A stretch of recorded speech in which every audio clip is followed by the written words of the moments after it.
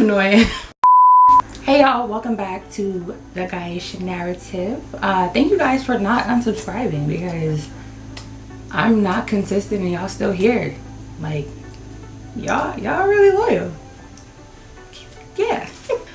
So let me explain this whole getup right now, cause y'all probably looking at me like, girl, what are you doing? My hair looks a hot mess, okay? It looks a mess, and I'm not 100% transparent yet for people to just be seeing me on Beyonce's internet looking crazy. So hence the hat. I have these glasses on because I have two sides on my eye. One is really, really big, and I feel like if I record a video without these glasses on, like that's all y'all gonna stare at, and that's kind of weird. So excuse my little getup. So as you guys can probably tell by the name of this video, I'm really just going to be talking about 5 things that I think people should stop doing to people with social anxiety who are also introverts. So no long intros. Let's just, you know, get to the thing, you know. Number 5, forcing us to dance at parties, gatherings, and functions. Please don't do that. Don't do that. It's really different when the situation is like you're in a club. Because in a club, like in most situations, you're with your friends. Like no one's really looking at you. Like no one really cares for real. That's a little different. I'm talking about more like intimate gatherings where you don't really know that many people. Like you probably know like 3 people there. Like your best friend dragged you out the house, or you know, your friend likes someone who's at that party and you're just there as a awkward wingman or whatever the case may be, right? And you don't know people there. So like a legit kickback, a gathering, whatever the case may be, don't force us to dance because it's just really, really weird. Now I'm gonna give you guys a quick like backstory, like real quick. I am from Jersey, okay? I am from the states that perfected club music. I am from the state where 95% of the parties that you attend are gonna have a open up that circle moment. And when that open up that circle moment, somebody gotta dance. Like in Jersey, it's dance or die. So when you have a open up that circle moment and you bring someone with social anxiety into that circle or an introvert into that circle, you might as well go to jail, because what you're doing is attempted murder, okay? What you're doing is attempted homicide, because we are actually like physically dying inside when you pull us into the circle.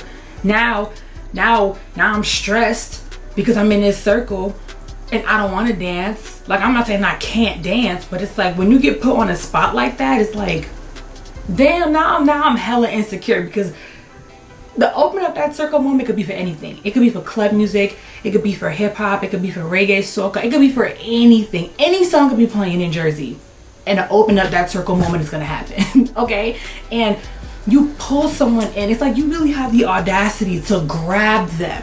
Like you pull them into the circle and then it's like you're just looking around and it's just like, oh God, how do I get out of here? You know, don't do that to people, because now we stressed. Now we in distress and we don't like that. We don't like feeling like we're in distress. All right?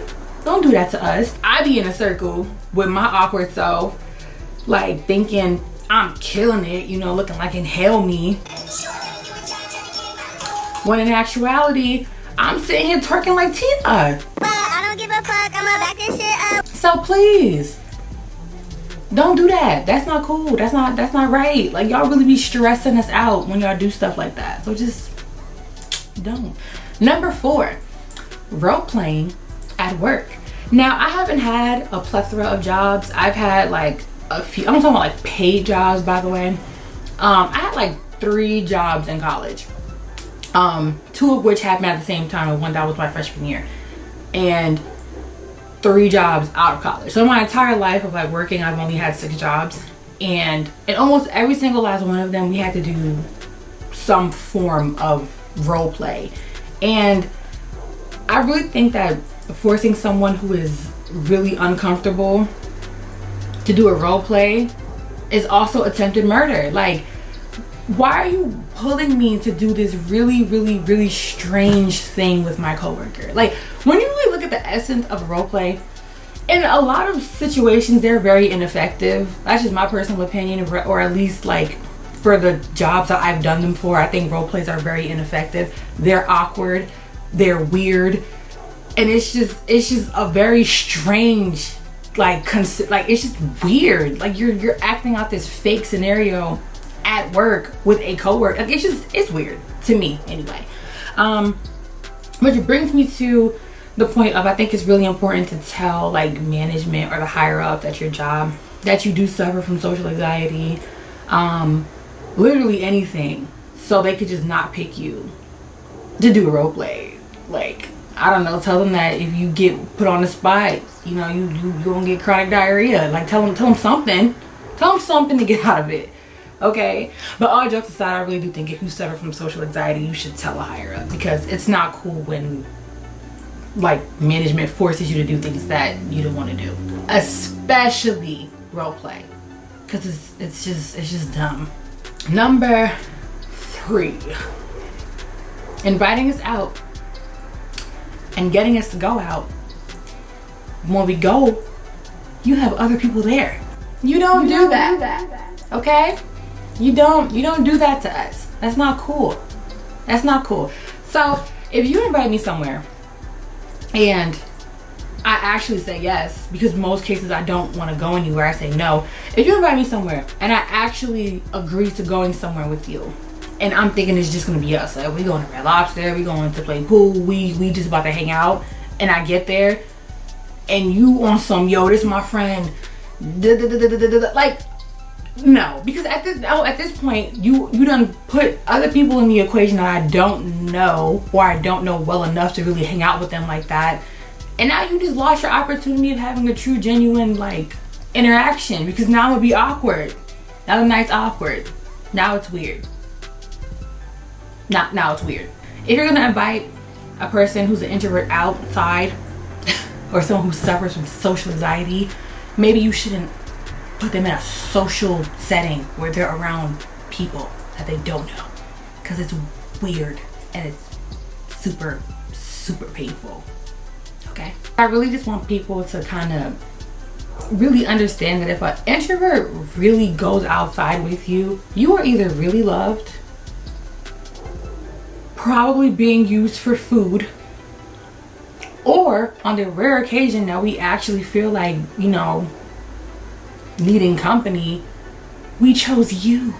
You should be happy. You should feel so excited that this person like is actually about to go outside to hang out with you.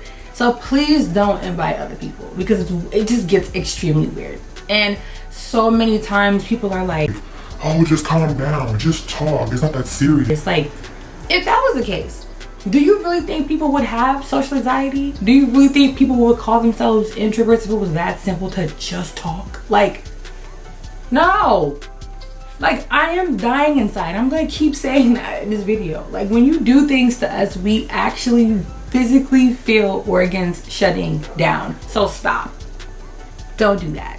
Don't invite me somewhere and make it seem like it's just gonna be me and you, or me, you, and one other person, and then I get there and then Sally Mae, you know, Tom, Dick, and Harry are also there. No. You don't do that.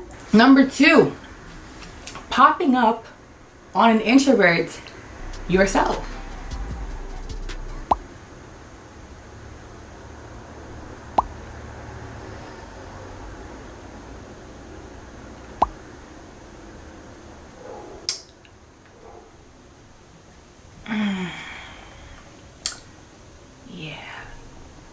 Yeah, no. I am comfortable. I am in my bed. I am happy. Just because you see my car in my driveway does not give you the right to hit me up with a, yo, you home, I'm outside. No, do not pop up on me. Okay, because now I'm freaking out, because I'm just like, damn, like, do I even want to go outside? Do I feel like, you know, getting dressed? Do I want to actually see this person? Like, am I in the mood to even like converse with human beings right now? Don't pop up on me. Okay, just, if you see my car drive past, like, hey, I just drove past your house, like, is it cool if I, you know, come back later? Like, give me time to mentally prepare.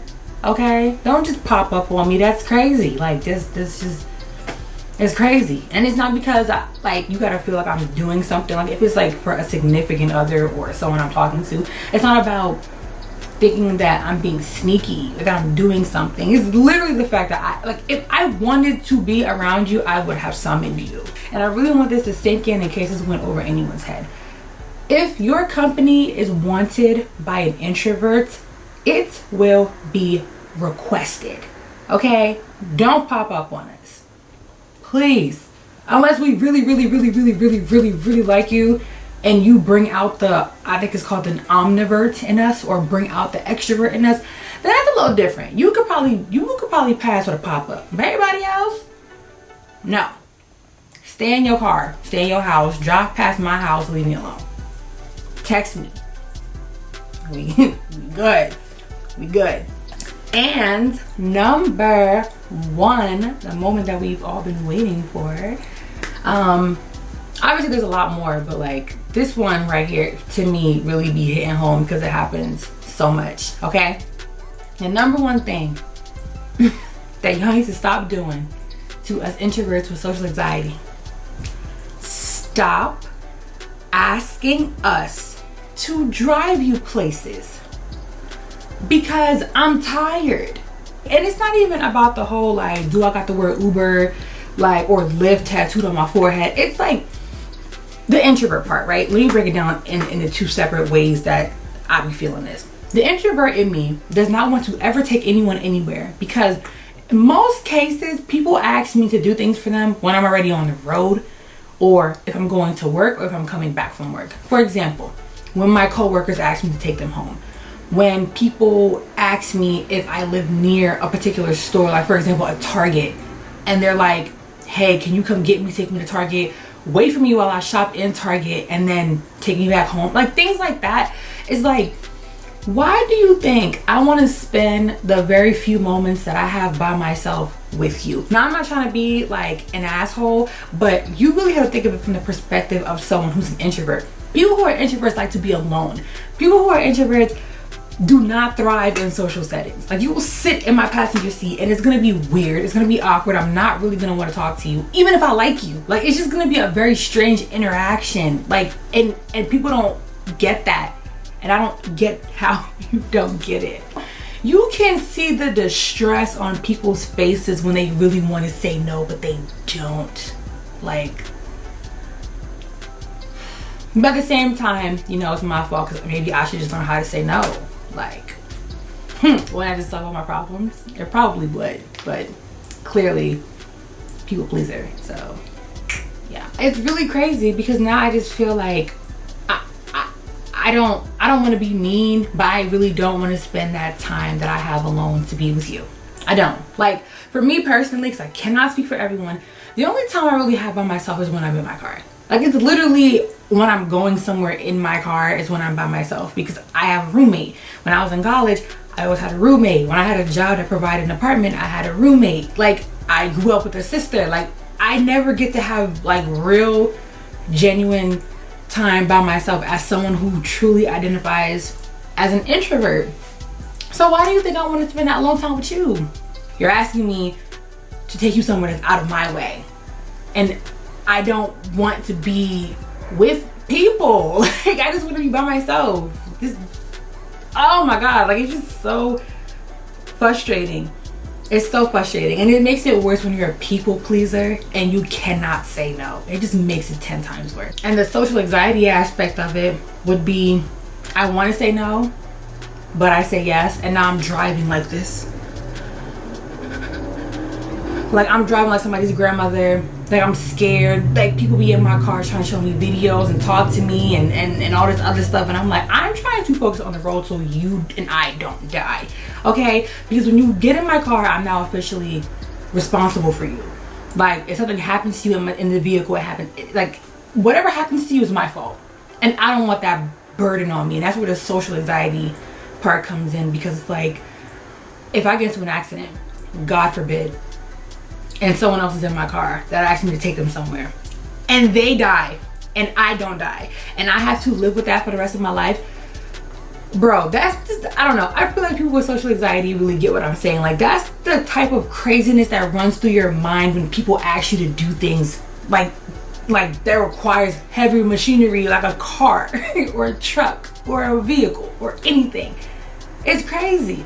Like, I don't want to get into an accident and now it's my fault that you hurt. It's my fault that you know, got medical bills. It's my fault that you dead. Like, I don't want that. Which is probably why I think that's one of the biggest things that I hate about being an introvert and having social anxiety is when people ask me for rides, because it's like, one, I don't want to be next to you or talk to you in the few moments that I am alone. I really don't. And then the other aspect of it is, damn, now this person's in my car, and if I crash and they die, that's going to sit heavy on my conscience for the rest of my life. So yeah, that got really loaded. I'm so sorry, y'all.